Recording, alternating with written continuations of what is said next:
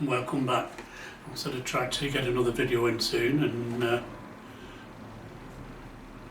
here's another one. Something a bit different this time. I'm always on the lookout for something that might be reasonable price but still provide some sort of good application or whatever, and I'd actually started looking online for something I'd seen in a magazine, and to be honest I didn't really hold much hope on finding it on sale over here. It's on sale in the US, and it's some sort of survival board game and gives you survival ideas and tips as you play it via a game.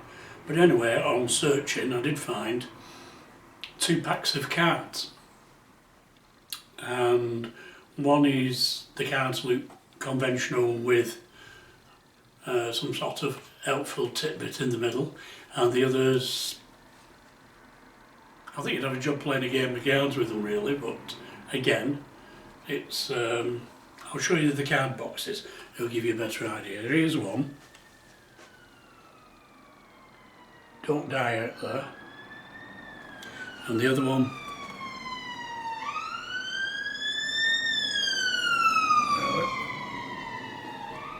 I'll show you the cards in a minute.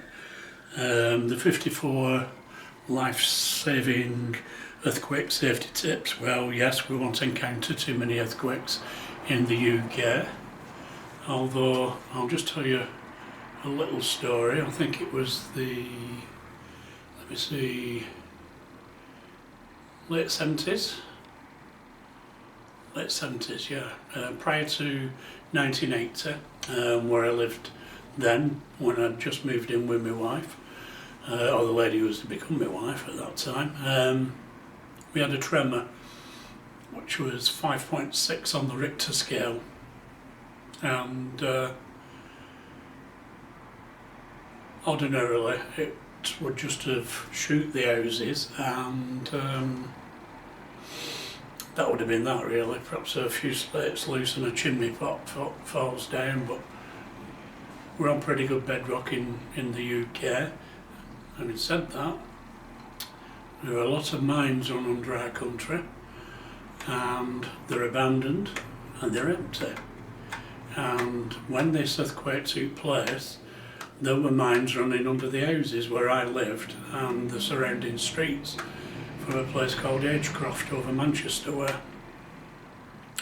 And in the next street to me, a row of about, let me see, I think it was probably about 12, 14 houses, terraced houses, dropped into the ground because the earthquake caused the mines to collapse.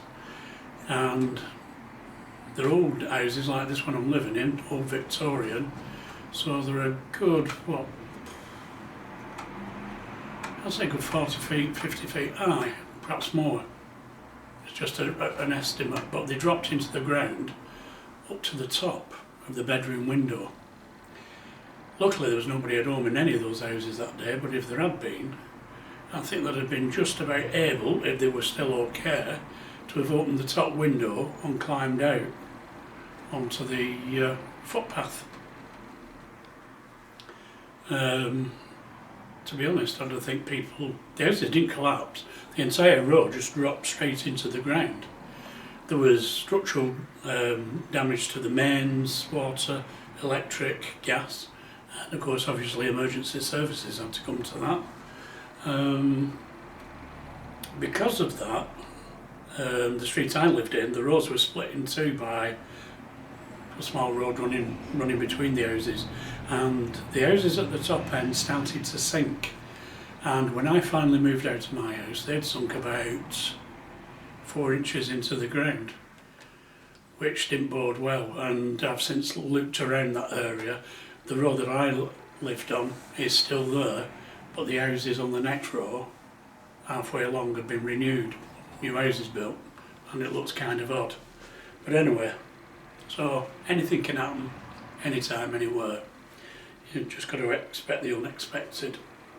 So, I'll show you first the Don't Die Out There pack, because it's a pretty odd pack for a card pack, and there are two about cards with an introduction and about the safety cards with some notes on.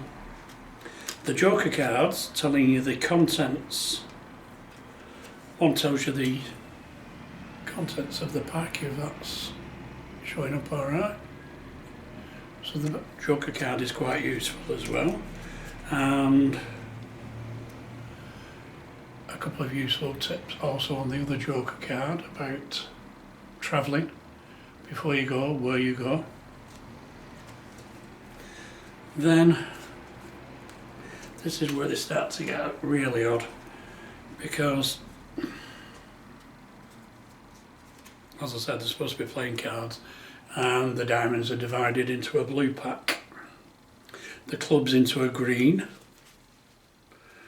spades into a purple pack, and hearts into a red pack, which, you know, you'd expect that. Each ace is a contents card. So you take the ace of diamonds, for instance, if I can just get that to focus properly. You might have to stop the video at this point and just have a look when it gives you the essentials of the diamond pack, and then they're split up into groups. 10 Essentials is number 2. Survival Kit number 3. Survival Procedures, blah blah blah, and so it proceeds.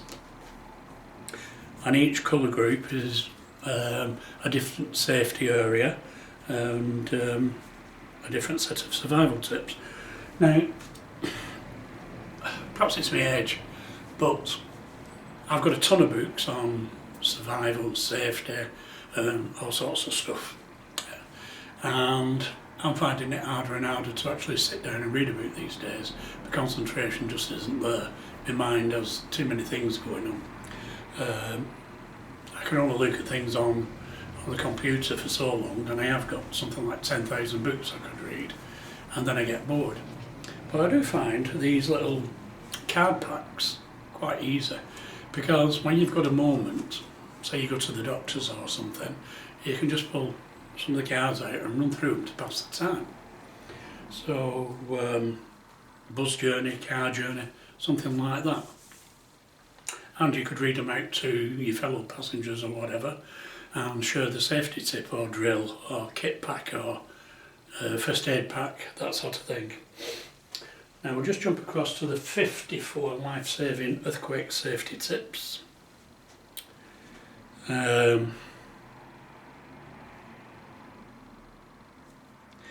I presume this pack must be an American pack, because I've just noticed that the introduction card says Golden Gate National Parks Conservancy, and I'm presuming that that's America.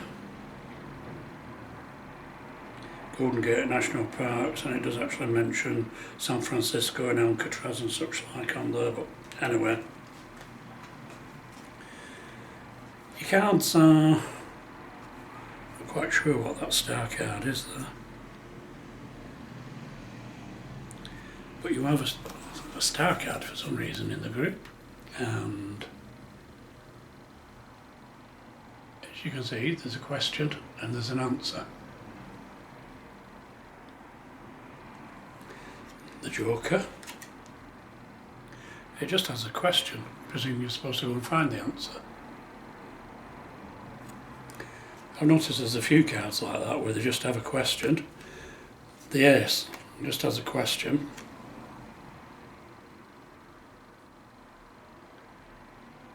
And then I think that's probably the Hearts and the Joker actually. Let's just jump to, no, some of the clubs are the same, mixture of just a question and an answer. But you can actually play this easily enough because they're a set of cards. They're your standard card pack. There are 52 playing cards, 2 jokers, and then your introduction cards. The same with the other one. It's a 52 card set with your jokers and then the introduction and such like. There's a chance to learn something there while you're playing a game. Useful for travel journeys. Pardon me, I'll just jot that down there. Useful for travel journeys and such like. And they weren't too expensive. Now, I think possibly the Don't Die Out There might still be in production, and you can actually get it as an handbook as well. And I just did a search online, and I was actually looking for this apocalypse survival game, really, and I came across these, and I think I paid about £5, and then there was a bit of postage and packing to go with it. But when you look on eBay and you see the cards, if you look underneath, there's always a line of other suggestions, and it shows different prices of the cards. Sometimes you might work out cheaper sending away for them somewhere else, but I couldn't wait. I wanted them fairly quickly, so I've just paid what it was, and it wasn't expensive really, because I've got to admit that pardon me, my throat's going again. I've got to admit that decent cards are really quite expensive, so getting a pack of cards with some instruction on them that is very useful indeed. And in fact, I'd like to see perhaps a Red Cross or St John's first aid done that way. You know, that sort of thing. Again, they're the sort of thing that you can do on a travel journey. Sat in a doctor's waiting room, which I seem to be able to do quite a lot lately. And anywhere else where you've just got to sit and wait for an appointment, where you could just pull a pack of cards out and start having a look and, you know, keeping yourself up to spec. Because as you get older, it's easy to forget all these things, believe me. Especially when there's a lot going on around you that keeps pulling your mind in different directions. And I must admit that my mind has never actually sat still for too long on one subject anyway. So that's that for now. If you know you find that interesting, go to eBay. Don't Die Out There. Earthquake safety tips. Survival cards, safety cards, playing cards.